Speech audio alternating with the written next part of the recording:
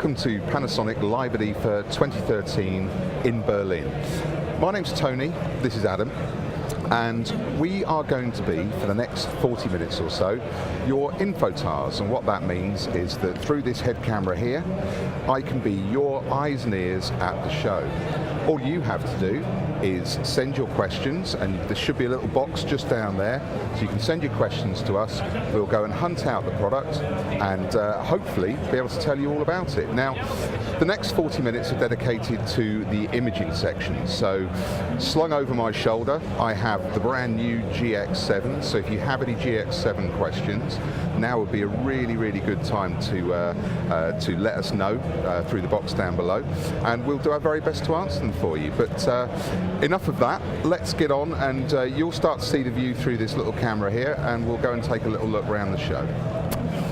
So, at IFA 2013, Panasonic have spared no expense. We've launched the 4K television yesterday, the WT600, and we've got our entire television range for 2013 based down here.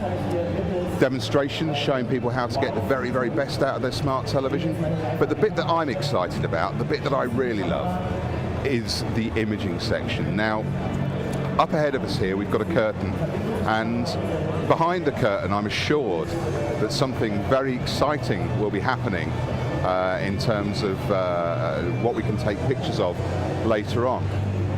But while we wait for that to unleash itself, we've got an awful lot of equipment here, camcorders, cameras, compacts, system cameras. In fact, all of the imaging products that Panasonic offer to the consumer are here at the show.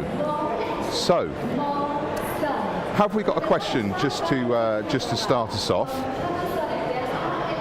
That's from Mark, right? Can you show me the new GX7? Well, I sure can.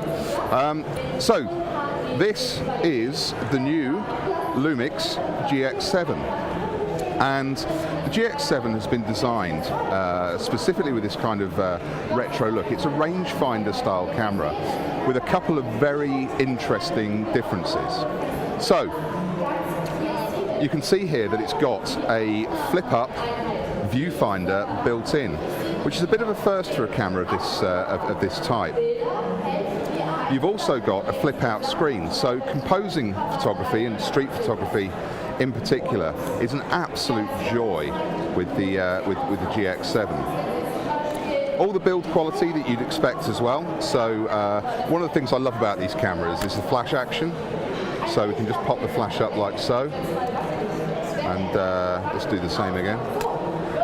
But really solid, really chunky construction, and it just goes to show the quality of the product.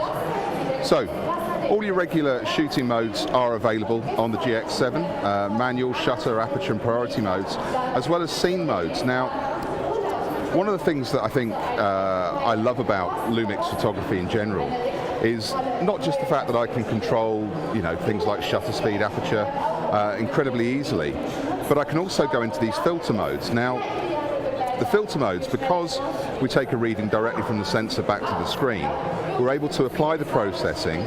And so if I want to throw us back to 1930 here at IFA, it's a high-tech show, but I can make it look very much like something in the past. So that's quite an interesting feature. In terms of what we can operate within here, we've got some fantastic manual controls. So let's just go back to the aperture function, and we'll put the camera into manual focus. Now, you should be able to see here that as we turn the focusing ring on the lens, the parts that are in focus become highlighted. So that's something called focus peaking, and this is absolutely superb for things like video. So if you're looking to pull focus, we can just pull focus through the shot, and the thing that is in focus is highlighted there in orange. We've actually got 6 colors to choose from, 3 at a high setting and 3 at a low setting. But again, it makes manual focusing with the GX7 an absolute joy. The other thing that's quite handy here is that with autofocus, we utilize the touchscreen. So, for instance, if we found, while we're waiting for the curtain to lift, as we tap around the screen, and I can make this bigger, or I can make it smaller, or I can tap it around the screen, and when I'm ready to take the shot, there we go. The bit that I've highlighted is perfectly in focus. So you know you're never going to miss that shooting opportunity. And it's a slightly different way of shooting. It's maybe not something that, you know, traditionalists would perhaps hold on and then move the camera, or, you know, focus and then move to compose. This means that you can compose all within the shot. And again, beautiful, beautiful retro styling. This one's in silver. We also do a version in complete black. And just a word on this viewfinder. It's a 2.7 million dot viewfinder, which auto switches. So, as you get near to it, we switch straight from the screen to the viewfinder. So it just makes using the camera incredibly intuitive, incredibly easy, and composing shots is an absolute joy. One of the key things on this for Panasonic is that we have introduced in-body stabilization for the very first time. So, in-body stabilization on the GX7. Oh, I tell you what, there's the actual sensor itself. So I'm just going to see if I can see it pop through and have a look. Here's the exploded view. So the sensor here is on a dual-axis rig. Now, what this means is that if you've got legacy lenses, so lenses that don't feature on-lens stabilization like a majority of the Panasonic lenses, then you can stabilize them using this particular piece of device. Now, you don't have to worry about choosing your settings or will one get in the way of the other. The camera detects whether the lens has stabilization built in, and if it doesn't, then it activates this. Now, at the moment it's only available for stills mode. Talking to our technical experts yesterday, we understand that others who've got in-body stabilization actually use electronic stabilization for video, so you don't really miss anything out there. But grab yourself a Panasonic lens and get involved. Do we have any more questions? Question from Simone. What is better for video, a camcorder or a system camera? Well, let's just pop round to the other side of the tower here. Now, camcorders are great as a dedicated video taking machine. What you generally find though with a system camera is that due to the nature of the interchangeable lenses, you can get a much greater effects like some things like depth of field. So here we've got something called the Fetish Brothers, Kus Kus Kus. I assume it's some sort of popular music video, but filmed with a Lumix GH3. The GH3 is the very sort of top of the Lumix G3 in terms of video, writing at incredibly high bit rates. So bit rates on the GH3 go up to about 72 megabytes a second at 25 frames a second. So it's not always the fact that you've got a product that will do a 1080p output. It's the bit rate to which you write to the card that controls the quality of the camera. Now the camcorder is a slightly different beast. And we can see here, I mean, this is going to cost a lot less money than one of those GH3 system cameras. But it's dedicated entirely for video. You've got everything you need in one lens. So the lens will go from an incredibly wide angle, 28mm on this one, and this will go to a 50 times zoom. So huge amounts of zoom. In terms of still picture recording, it's actually got more megapixels. It's a slightly smaller sensor though. And then at the top end, in terms of camcorders, we operate our famous 3MOS system. Now I'm just going to see if I can find one of these 3MOS camcorders. Let's just move around the show. The curtain's still not gone up. I've been assured that something will happen at around 11 o'clock. But here we are, one of our 3MOS camcorder systems. Now, the 3MOS camcorder goes with a three sensor system, and you've got one for each of the primary colours. That's red, green and blue, and these are split by a prism. And what this means is that we get some really confident colour accuracy with these camcorders. You've also got things like a 5.1 channel microphone on top, so you know, it really is designed purely for just taking video. We can see on this model here as well, this is the X929. This has got the manual zoom ring as well, so the faster you move that, it gives you a really very precise degree of control that you don't get with all of the interchangeable lenses that we run on the Lumix G products. So hopefully, Sophia, that's answered your question. Each has their own merits, depending on what you want to do. If you want to be really, really creative, then my recommendation is go for something with an interchangeable lens. It gives you plenty of options. If you're into making sort of a document as it happens, and you want some other neat features as well, then I'd be looking at a camcorder. So, do we have any more questions for us here on the booth?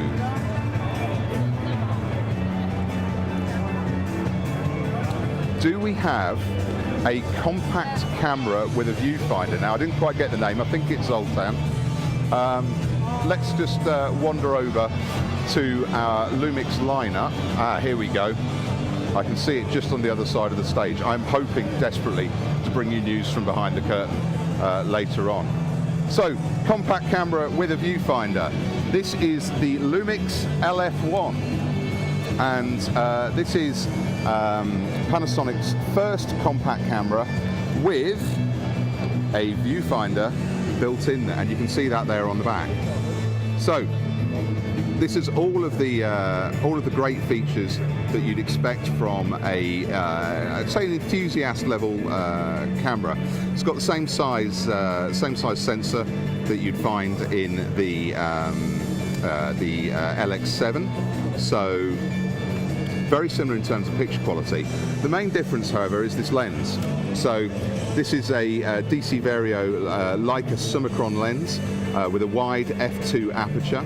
So great picture quality in low light. If you want to switch to the live viewfinder, we just press the switch there, and I'll just have a quick look for you. Yep, it's looking pretty clear. What's lovely about a camera like this is you can take it out in the bright sunshine, and where the screen's not quite cutting it, if you're maybe got the sun over your shoulder and you're shooting a long landscape, then use the viewfinder to construct your image. And knowing that you've got this 100% field of view through the viewfinder, you're seeing exactly what the sensor's seeing, and you can rest assured that that's going to give you the very best quality. You've also got on the front of this, and this is something I quite like, is this ring. Now this ring moves round, and you can use it to control a whole host of functions. So you can see, as I've got the camera here in my hand and I move the ring, what I'm doing there in aperture priority is moving the aperture, and you can see it's changing the shutter speed as we go as well, but the camera's taking care of that. All I'm doing is moving the aperture. So if I get that as wide open as I possibly can, and then take my shot. But if we switch into some of the other modes, now again with most Lumix cameras now, we've got these creative modes, and if I use this to access, my favourite of all of these is this dynamic monochrome mode, and the dynamic monochrome mode just gives this really punchy, contrasty black and white image, and as we move this, we can change each of our filters as we go. So I can move to high dynamic range, impressive art, dynamic monochrome, sepia, again throwing 2013 Berlin back, low key, high key, olden days, retro. Lovely thing about this as well is that you actually get this preview as you're throwing it out there, and yeah, makes taking creative pictures incredibly easy and incredibly straightforward. You've also got that ring repeated on the back here, so you know all of those buttons that you're wanting to get hold of as an enthusiast photographer, you can get hold of very easily. Also got Wi-Fi, which is quite exciting. I'm still waiting for this curtain to open, so please bear with us. I'm fairly sure that there's what looks like a bouldering performance featuring Julianne and Jonas at 11:30. So we'll try and get back for that. I'm sure that something will come along. But that's the LF1. That's the compact camera featuring a viewfinder. We're hoping that's going to prove very popular indeed. Okay. Okay, so we've got a question from, and I didn't quite get the name. Question from Arthur. Is there a follow-up to the FZ200? Now, FZ200 is going to be around here somewhere. Let me just have a quick look. It's FZ200. So we've got no plans to update the FZ200 at the moment. Of course, we're always doing our research and development, but I've got nothing further that I can tell you on that front at the moment. What I would say is that the FZ200 is a great little camera as it is, and this features quite a unique step. Now, it's something that Panasonic used to do years ago, which was to have a camera with a superb wide angle, a long telephoto, but this constant aperture. Now, a constant aperture allows us brilliant control over depth of field. It also allows us to shoot in very low light at the telephoto end. Now, typically, this would have gone to, I don't know, 600mm, and you would lose some of that light through the aperture. It would shut down to 5.6, there or thereabouts. Actually, this one doesn't need to do that. So if I go all of the way in with the zoom, I'm just going to pick out a picture on the wall there. So 24 times, this now stands at 600mm, and I'm letting in all of that available light. So I'm only having to shoot this at ISO 400, which means that I'm getting all of that great quality provided from that Leica lens. So really the camera is incredibly intuitive.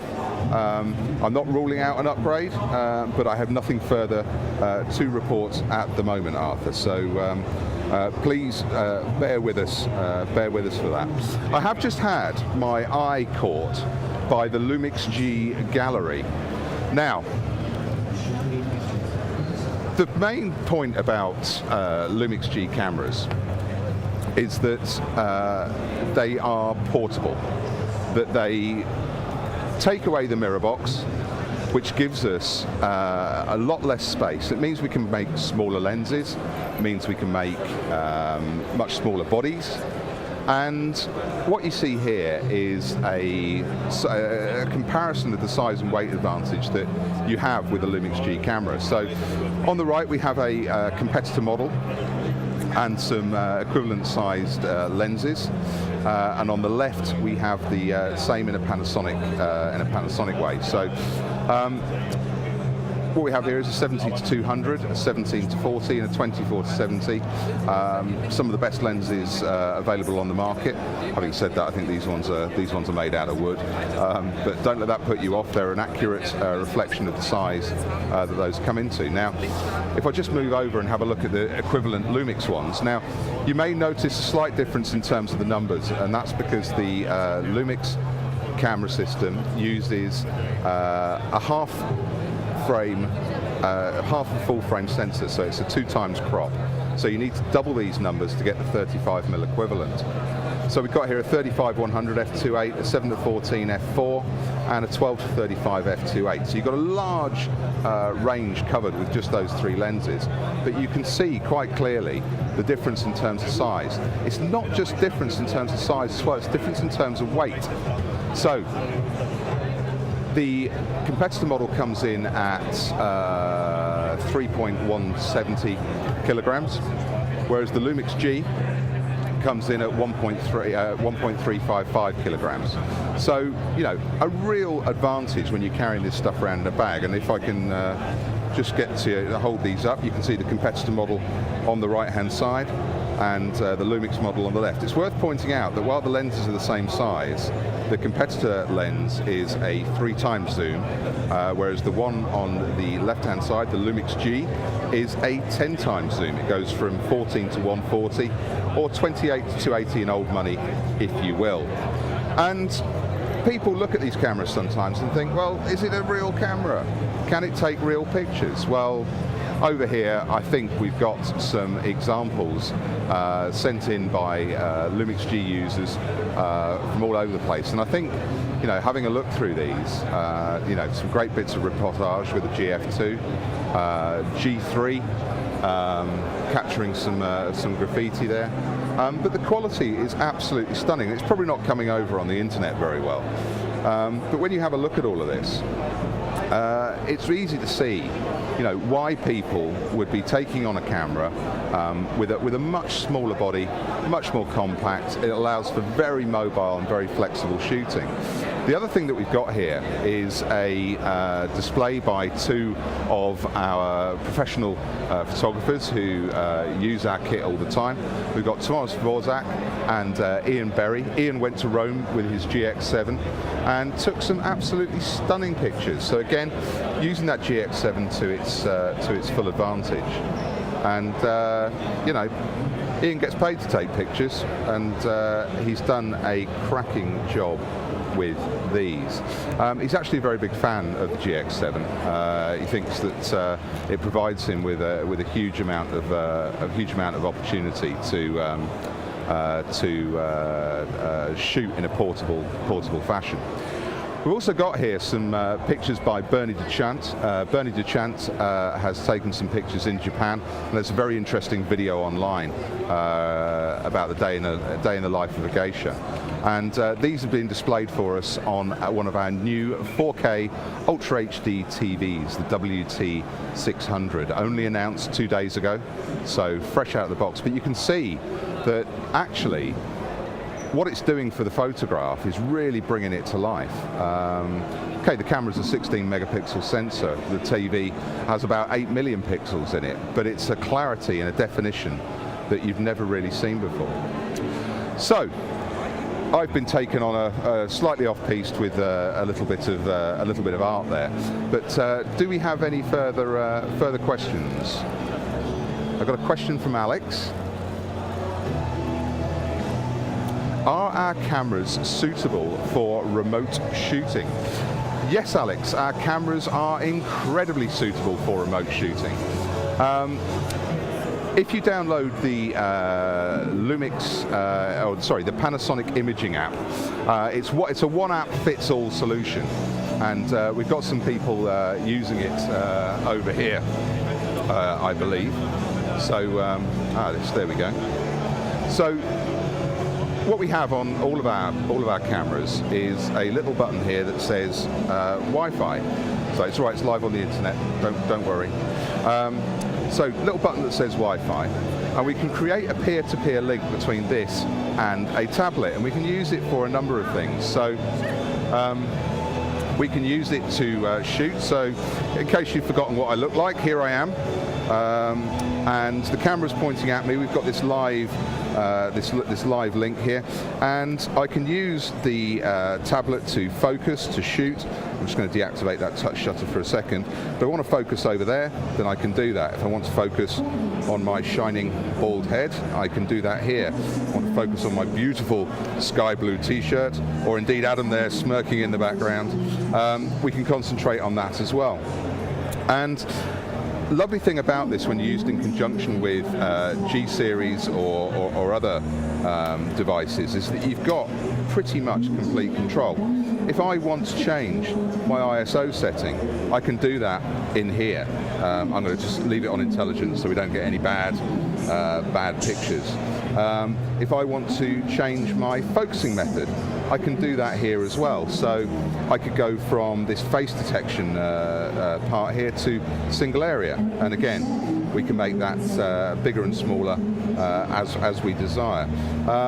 Let's just change that to 23 area, for instance, and then we can just take an overall view of whatever's happening in the distance.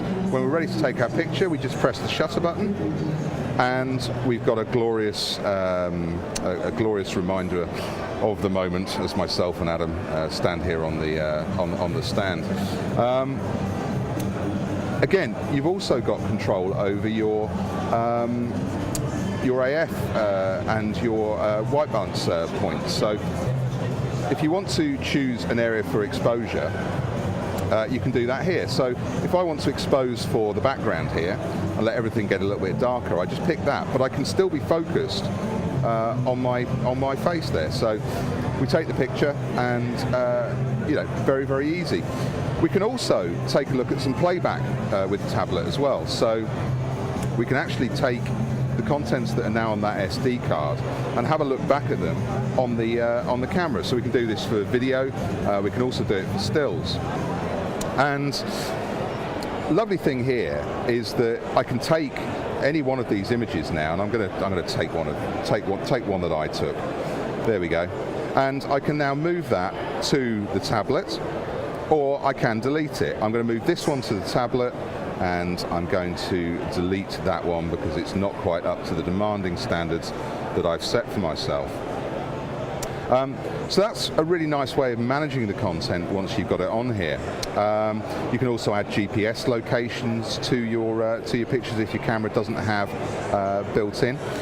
The other thing you can do with this is you can actually set up the app to shoot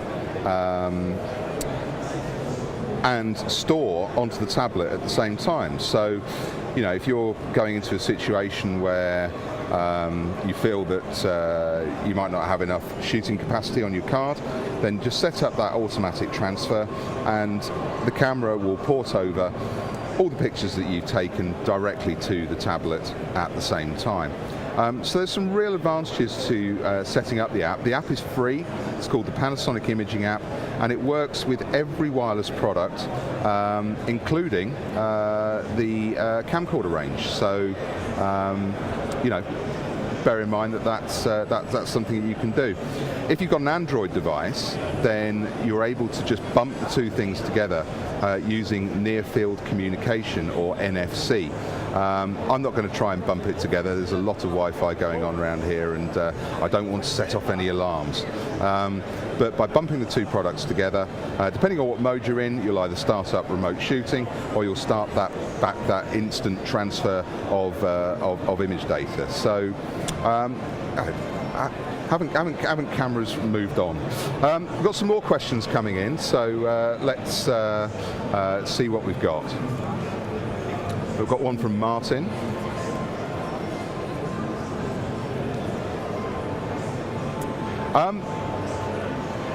So the camera that I'm wearing, right? So Martin sent in a question about the HA100, the active camcorder that I'm wearing, and we've got some in a display down at the end here. It's quite difficult to show you the one I'm wearing because it's controlling the pictures that you're seeing. But the first thing I've noticed about this camera is it doesn't actually have a screen. It's quite unusual in terms of, we've got somebody explaining it here. Let's see what he's saying and make sure I'm saying the right things. So we have the display here, and you can see you can pop it on a head mount there, and the little pack is just next to it, so you can wear it as a headset. We can put it in a multi-mount, so we could mount that, for instance, on a bike helmet. A suction cup mount, and you can see it's wearing a rather fetching hairdo here. This is the windshield, so that stops the microphone picking up lots of interference. And then we've also got a handlebar mount as well there, so if you're going to be using this for mountain biking, taking videos of all your intrepid runs, then this is the way that you would do it. Now, I don't believe we've got these on loan. Like I said, the version that I'm using is a slightly modified version for broadcast. However, the product itself whilst it doesn't have a screen, is compatible with our imaging app. So you're able to get a sense and an idea of exactly what you're seeing through the app. Then once you set it up, you want to get on with your outside activities. So sorry that we don't have one here for you to loan out. You can always try one. So pop over here and have a look. So if you are coming to IFA, Martin, please come and pay us a visit. Okay, we've got another question coming through from Dave. Okay, I've got a slight problem with my in-ear feed, so I'm going to need to try and grab that question from Dave again. Do I have some sample images of GX7? Yes, I do. I would not be doing them justice on the head cam though, so we'll pop back over to the gallery area, and we've got images from Thomas Vorzak and Ian Berry, both professional photographers of some note, from Magnum Photos. We've also got Bernie Duchant, who we're displaying his photographs on an 8K television, so in 8 megapixel resolution. We also have some prints done out from those photographers, which you can study here in great detail. One of the things that we've done with the GX7 that I think addresses an issue that some people felt was there in the past is we've really improved the quality of that sensor. Now, the last sensor was good. This sensor has an extra 10% in terms of dynamic range and an extra 25% in terms of light gathering capability. It's a huge technical advance on the ones that have gone before it. And what it does is it allows us to shoot at very, very high ISOs at very good quality. So you can go as far as sort of 6,400 before you start seeing any depreciable drop in quality. And because it's Panasonic processing, we always look to try and keep detail within the image rather than losing any sort of blocks of color or anywhere around it. I love this fellow with the tash here. If only I had the nerve.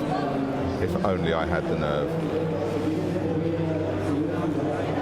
All right, okay, we've got another question coming in from Brian.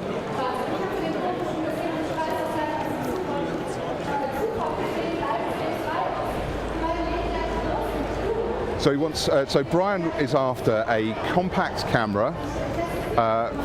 Forgive me if I'm wrong, but for just taking pictures, doesn't want any special effects, just wants to be able to take great pictures. Am I right? Yeah. And on vacation in particular. Well, I'll tell you what I've got for you, Brian, is the TZ range of cameras, or the travel zoom range of cameras, and we've got one just here. This is the TZ40.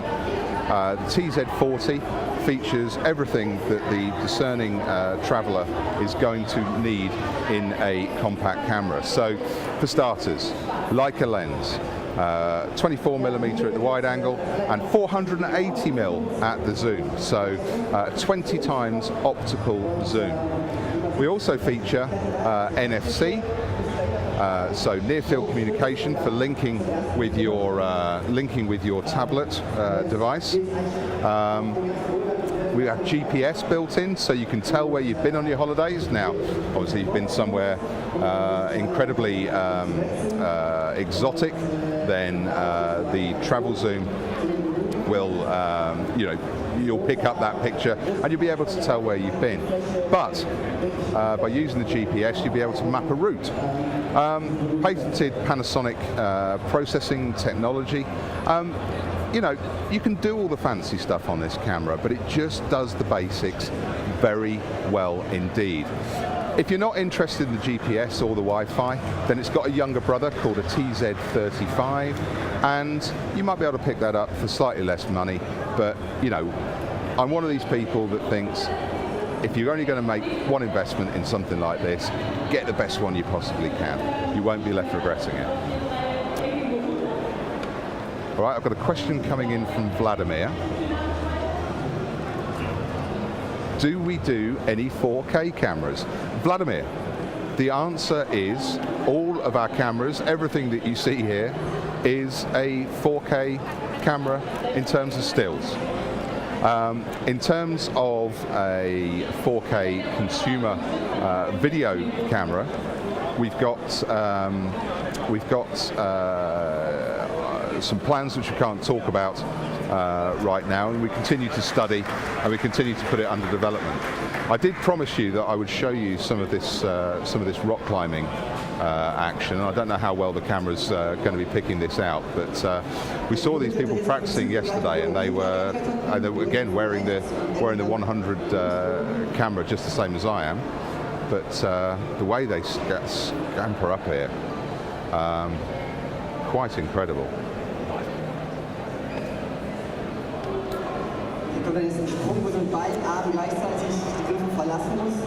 Yes, wow, that's some heavy moves.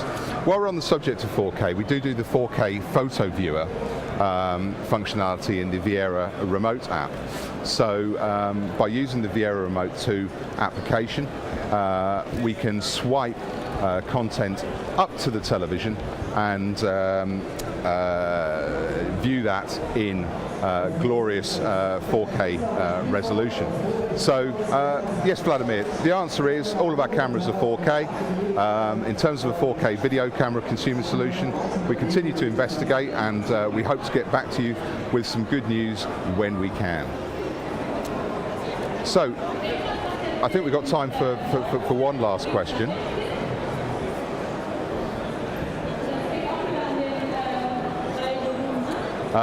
I'm sorry, my microphone is playing havoc. Tony, so,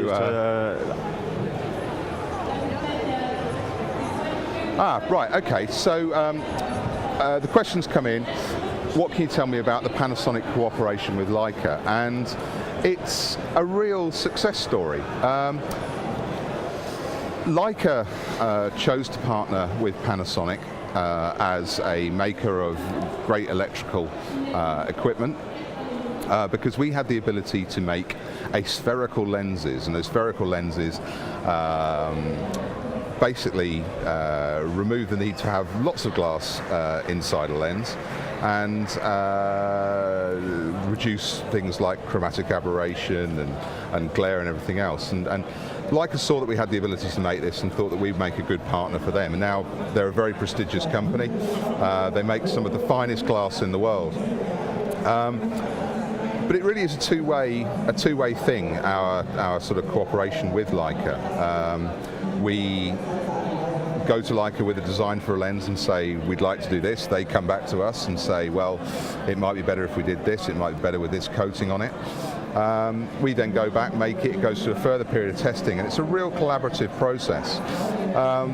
And we have Leica lenses on our compact cameras, but we also have Leica lenses for our G series system cameras. So at the moment we've got a 25mm f1.4, which is 50mm on a 35mm camera.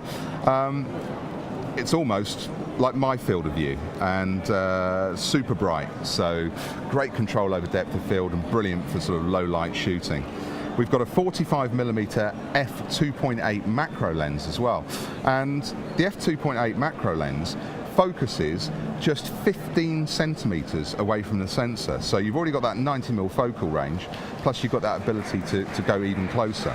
And we've just announced, and I'm not going to try and take this one out of the cabinet and put it onto a camera because I think it's made out of wood, but a 42.5 Leica DG Noctron, which is a new one for us, at f1.2.